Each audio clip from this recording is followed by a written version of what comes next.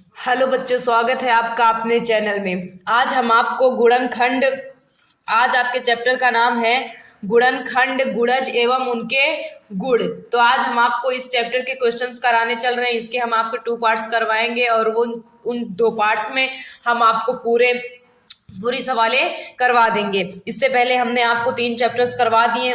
उन चैप्टर्स या फिर उन वीडियोस के लिंक हमारे डिस्क्रिप्शन बॉक्स में है, आप जा करके उन वीडियोस को देख सकते हैं। अगर आप नवोदय विद्यालय की तैयारी करना चाहते हैं या अपने छोटे भाई बहनों को नवोदय विद्यालय की तैयारी करवाना चाहते हैं तो प्लीज़ हमारे चैनल को सब्सक्राइब कर लीजिए और हमारे चैनल के बारे में लोगों को बताइए ताकि वो भी नवोदय विद्यालय की तैयारी कर सके। तो चलिए शुरू करते हैं। आपका फर्स्ट क्वेश्चन कह रहा है 9 तथा 7 दोनों का एक उभयनिष्ठ गुणज ए है।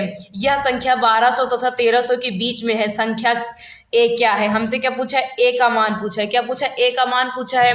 बोल रहा है कि जो संख्या ए है वो 9,7 दोनों से विभाज्य है। किससे किससे विभाज्य है? 9 और 7 दोनों से विभाज्य। हमें 4 ऑप्शंस दिए गए हैं, तो चारों ऑप्शन में आप 9 और 7 का भाग करके चेक कीजिए। जो ऑप्शन क्या कहते हैं 9 से भी कट जाए और किससे कट जाए? 7 से कट जाए, वही आपका ऑप्शन सही हो जाएगा। तो चलिए शुरू करते हैं। पहले ऑप्शन में पहले 9 का भाग देते हैं। 1197। तो देखिए एक बार ले जाते हैं, कितना आया? 9 9 2 11 होता है, 9 तिरिक 27 बच गया 2, 9 तिरिक के 27। तो ये कट गया 9 से, ये 9 से कट गया। लेकिन ये देखिए क्या 7 से कटता है? 1197, 7 एकन्नम 7 बच गया 4, 7 सते 49 कट गया, 7 एकन्नम 7 ये भी कट गया। लेकिन हमें कंडीशन क्या दी गई है कि जो यह संख्या ए है वो 1200 और 1300 के बीच में होनी चाहिए। लेकिन ये तो क्या कहते हैं, जो हमारा 1197 है ये हमारी 1200 और 1300 के बीच में नहीं है, इसीलिए हमारा ये ऑप्शन क्या हो जाएगा? गलत हो जाएगा। आइए सेकेंड ऑप्शन की ओर चलते हैं। सेकेंड ऑप्शन आपका 1260 है। पहले 9 से भाग देकर चेक करते हैं। तो 9 एकन्नम 9 कितनी बार गया? हासिल कितना बच गया? 3, 9 चौके 36, यानी ये 9 से पूरा कट गया। अब 7 से डिवाइड करके देखते हैं। 7 का भाग 1260 में दीजिए। 7 एकन्नम 7 कितना बच गया? 5, 7 8 56 कितना हो गया? 7 8 56 यानी कट गया। तो वो संख्या आपकी कौन सी हो गई? 1260। कैसे हो गई 1260? 1197। आप सोचेंगे 1197 भी तो कट जा रही है, तो आंसर 1260 क्यों हो रहा है? क्यों हो रहा है? क्योंकि हमसे बोल रहा है कि जो संख्या ए है वो 1200 और 1300 के बीच में है। तो ये पहला ऑप्शन तो वैसे ही निगलेक्ट कर सकते थे आप। तो 3 ऑप्शन बचे। 3 ऑप्शन में देखिए तीनों ही 1200 से 1300 के बीच में है, लेकिन ये दोनों 9 और 7 से नहीं कटेंगी। कौन सी कटेगी? आपकी 1260 कट जाएगी, इसीलिए आपका आंसर क्या हो जाएगा? 1260। तो कौन सा ऑप्शन सही हो जाएगा? आपका सेकंड ऑप्शन सही हो जाएगा। तो चलिए नेक्स्ट क्वेश्चन की ओर चलते हैं। आपका नेक्स्ट क्वेश्चन कह रहा है कि 6 के पहले 4 गुणजों का योग है। 6 के पहले 4 गुणजों का योग है। तो चलिए योग निकाल देते हैं। 6 के पहले 4 गुणज लिख लेते हैं। पहला 6, दूसरा 12, तीसरा 18, चौथा 24। 6 के पहले 4 गुणज हो जाए। गुणज का मतलब है कि 6 की पहाड़े में पहली 4 मतलब 4 तक जो आएगा। तो देखिए पहला 6 आ गया, दूसरा 12, तीसरा 18, चौथा 24। तो इनका योग पूछा है, तो योग इज इक्वल 6 + 12 + 18 + 24। जब इनको आप ऐड करेंगे तो आपका योग आ जाएगी, कितना आ जाएगा? 60। कितना आ जाएगा? 60। तो 6 के पहले 4 गुणजों का योग कितना है? 60 है। आइए नेक्स्ट क्वेश्चन की ओर चलते हैं। आपका नेक्स्ट क्वेश्चन कह रहा है कि 6 के प्रथम 5 गुणजों का योग है। उसी तरीके सेम, तो पहला 6, दूसरा 12, तीसरा 18, चौथा 24, पांचवा 30। तो जब यहाँ तक हम ऐड किए थे आपका कितना आया था योग? कितना आया था? 60 आया था ना, प्लस 30 जोड़ दीजिए, कितना आ गया आपका योग? 90 आ गया। कितना आ गया? 90। तो 6 के प्रथम 5 गुणजों का योग कितना है? 90। कितना है? 90। कौन सा ऑप्शन सही हो जाएगा? आपका फर्स्ट ऑप्शन सही हो जाएगा। अगला क्वेश्चन कह रहा है कि 6 के प्रथम 5 गुणजों के योग से आने वाली संख्या के दहाई तथा इकाई के स्थानों पर आए अंकों का अंतर है। बोल रहा है कि 6 के प्रथम 5 गुणजों का योग कीजिए और जो संख्या प्राप्त होती है उसके दहाई और इकाई के अंक के स्थान पर जो अंक है उनका अंतर। तो देखिए इसी तीसरे क्वेश्चन में 6 के प्रथम 5 गुणजों का योग कितना हो जाएगा? 18, 24 + 30 इज इक्वल कितना हो जाएगा? 90। ये दहाई के स्थान पर है, ये किसके स्थान पर है? इकाई। इनका अंतर पूछा है, तो 9 माइनस 0 इज इक्वल कितना आ गया आपका 9। तो अंतर कितना आ गया 9। कौन सा ऑप्शन सही हो जाएगा आपका फोर्थ ऑप्शन सही हो जाएगा। तो चलिए नेक्स्ट क्वेश्चन की ओर चलते हैं। कह रहा है कि 13 के प्रथम 7 गुणजों का योग किसके निकटतम है। 13 के प्रथम 7 गुणज लिखे हमें। पांचवा क्वेश्चन कह रहा है 13 प्लस 26 प्लस, पहले लिख लेते हैं 13, 26, एक मिनट, 13 के प्रथम 7 गुणज बोल रहा है। तो सबसे पहले 13 हो गया, दूसरा 26 हो गया, तीसरा 39 हो गया, चौथा 52 हो गया, पांचवा 65 हो गया, छठवा 78 हो गया और सातवां कितना हो गया 91। इनका योग पूछा है तो योग निकाल लीजिए इज इक्वल 13, यही हम यहाँ पे कर रहे थे। 13 plus 26 plus 39 plus 52 plus 65 plus 78 plus 91। जब आप इनका योग निकालेंगे आपका आएगा 364। आप इन सबको ऐड करेंगे, इसको तो आप ऐड कर ही लेंगे, तो इसको जब ऐड करेंगे आपका 364 आएगा। लगभग में पूछा है तो देखिए कौन सा ऑप्शन आपका सही होता है। आपका पहला ऑप्शन है 360, दूसरा ऑप्शन है 365, तीसरा ऑप्शन है 370, 375। तो देखिए 364 लगभग किसके करीब है 365 के करीब है। किसके करीब है 365 के। आपका कौन सा ऑप्शन सही हो गया थर्ड ऑप्शन, सेकंड ऑप्शन सही हो गया। तो चलिए नेक्स्ट क्वेश्चन की ओर चलते हैं। आपका नेक्स्ट क्वेश्चन कह रहा है, देखिए अगला क्वेश्चन आपसे कह रहा है कि छठवां क्वेश्चन कह रहा है कि 30 के गुणक है, यानी 30 का हमें क्या करना है गुणन खंड करना है। तो 1 गुणे 2 गुणते 3 गुणते 5। तो कौन सा आ गया आपका 1 गुणते 3 गुणते 5, 1 2 1 2 2 3 6 6 पंजे 3 5 गुणते 6, 10, 15, 30। देखिए इसमें कहने का मतलब ये है आपका कि 30 किसके किसके पहाड़े में आता है। तो 1 के पहाड़े में भी आ जाएगा, 2 के पहाड़े में भी 30 आ जाएगा, 3 के पहाड़े में भी आ जाएगा। 3 के पहाड़े में आ नहीं, मतलब कहने का मतलब कट जाएगा 2 से, 3 में 3 से भी कट जाएगा, 5 से भी, 6 से भी, 10 से भी, 15 से भी और 30 से भी। तो 30 के गुणक क्या क्या हो जाएंगे 1 गुणे 2 गुणे 3 गुणे 5 गुणे 6 गुणे 15 गुणे। गुणे चाहे आप गुणे लगा लीजिए चाहे आप कॉमा लगा कर लिख लीजिए। 1 गुणे 3 गुणे 5 गुणे 6 गुणे 10, 15, ये आपको 15 है। क्या है 15। तो आपको कौन सा ऑप्शन सही हो जाएगा बच्चों फोर्थ ऑप्शन सही हो जाएगा। यहाँ पे गुणक का मतलब ये है कि तीन किसके किसके पहाड़े में आएंगे या फिर 3 किससे किससे पूरी तरह से विभाज्य हो जाएगा। तो वो संख्याएं आपकी ये संख्याएं हैं। तो चलिए नेक्स्ट क्वेश्चन की ओर चलते हैं। आपका नेक्स्ट क्वेश्चन कह रहा है एक संख्या 50 से कम है, 7 की गुणज है के कुल 3 गुणनखंड है, वह संख्या क्या है। एक संख्या कह रही है कि 50, एक संख्या है जो कि 50 से कम है और 7 की गुणज है, यानी 7 के पहाड़े में आएगी, के कुल 3 गुणनखंड हैं। कितने गुणनखंड हैं 3 गुणनखंड है, वह संख्या क्या है। तो 50 के करीब लगभग कितने हैं 42 और 49 है। यही दोनों ऑप्शंस में हमें देखना है। 42 और 49 में ही हमें चेक कर रहा है कि कौन सी संख्या होगी। तो देखिए 42, 49, अगर 42 को गुणनखंड करते हैं तो 2 गुणे 3 गुणे 7 और 49 को करते हैं तो 49 गुणे 1। इसके कितने गुणनखंड है सिर्फ 2 गुणनखंड है। इसके कितने गुणनखंड है 3 गुणनखंड है, 2 3 6 6 सते 42। तो आपकी संख्या कौन सी हो जाएगी 42 हो जाएगी। आइए अगले क्वेश्चन की ओर चलते हैं। आपका अगला क्वेश्चन कह रहा है कि 12 तथा 15 के सर्वनिष्ठ गुणनखंड हैं। 12 और 15 का क्या कह रहा है सर्वनिष्ठ गुणनखंड पूछ रहा है हमसे। तो चलिए इसका सर्वनिष्ठ गुणनखंड निकालते हैं। देखिए यहाँ पे सर्वनिष्ठ गुणनखंड से तात्पर्य है कि ऐसी कौन सी संख्या है जो 12 और 15 को पूरी तरह से डिवाइड कर देगी। तो देखिए 12 तो 2 से कट जाएगा, 1 से भी कट जाएगा, लेकिन क्या 15 कट जाएगा 2 और 4 से नहीं कटेगा। तो आपका फर्स्ट ऑप्शन गलत हो गया। अगर सेकेंड ऑप्शन की ओर देखें क्या कहते हैं 1 कट जाएगा, 1 कट जाएगा, 1 से 12 कट जाएगा, 15 भी कट जाएगा, 3 से 12 भी कट जाएगा, 15 भी कट जाएगा, लेकिन 15 से सिर्फ 15 कटेगा, 12 नहीं कटेगा। उसी तरीके यहाँ भी हो जाएगा। तो कौन सा ऑप्शन सही हो जाएगा आपका फोर्थ ऑप्शन सही हो जाएगा। 1 से 12 कट जाएगा, 15 भी कट जाएगा और 3 से 12 भी कट जाएगा और 15 भी कट जाएगा। तो 12 और 15 का सर्वनिष्ठ गुणनखंड क्या हो जाएगा आपका 1, 3। आइए नेक्स्ट क्वेश्चन की ओर चलते हैं।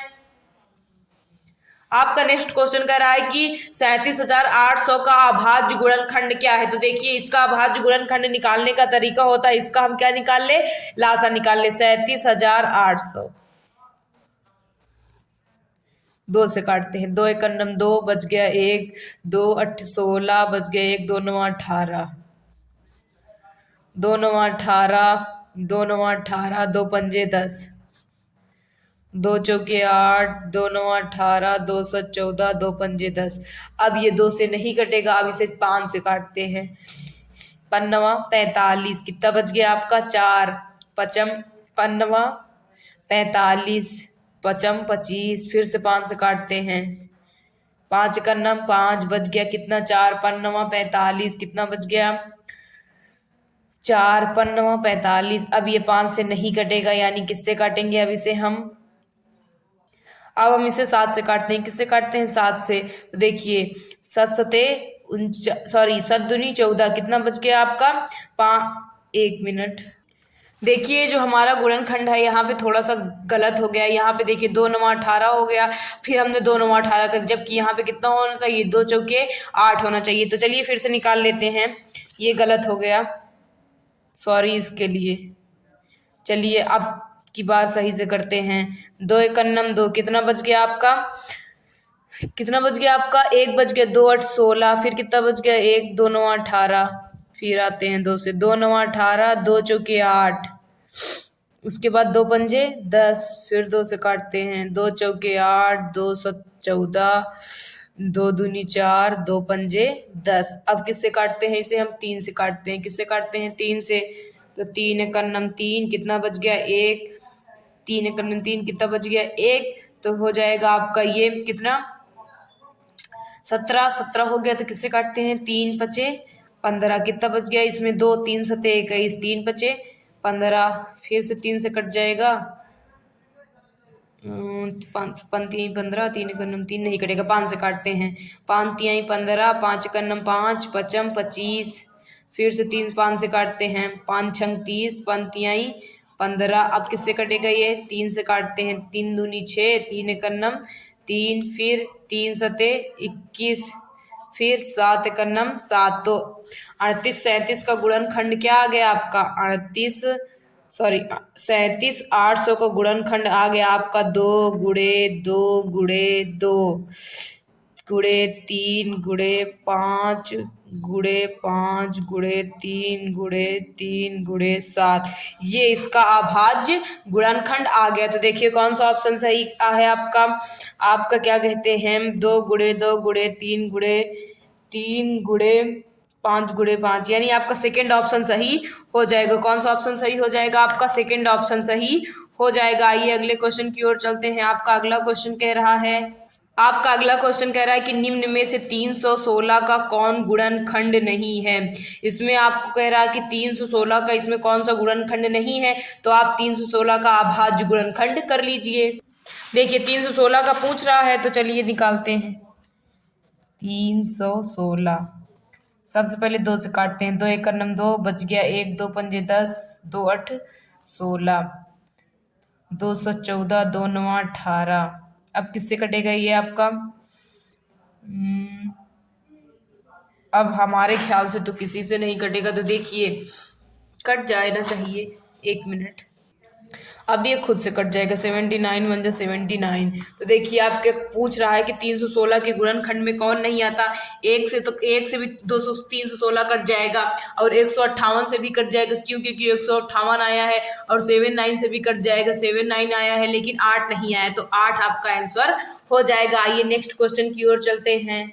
देखिए अगला क्वेश्चन कह रहा है हमसे कि 4 की पावर 11 गुणे 7 की पावर 5 गुणे 11 की पावर 3 के अभाज्य गुणनखंड कुल कितने हैं। तो देखिए 4 की पावर 11 को हम 2 की पावर 11 गुणे 2 की पावर 11 लिख सकते हैं, गुणे 7 की पावर 5 गुणे 11 की पावर 3। तो ऐसी स्थिति में जब हमसे अभाज्य गुणनखंडों की संख्या पूछता है ना, तो घातों को हम जोड़ लेते हैं। तो 11 + 11 + 5 + 3, इसको आप ऐड करेंगे तो आपको कितना आ जाएगा, 30। तो अभाज्य गुणनखंडों की संख्या कितनी है आपकी, 30 है। कौन सा ऑप्शन सही हो गया आपका, सेकंड ऑप्शन सही हो गया। आइए अगले क्वेश्चन की ओर चलते हैं। 30 के सभी गुणनखंड कितने होंगे। देखिए हमसे पूछ रहा है कि 30 के सभी गुणनखंड कितने होंगे। तो चलिए निकाल लेते हैं 30 के सभी गुणनखंड।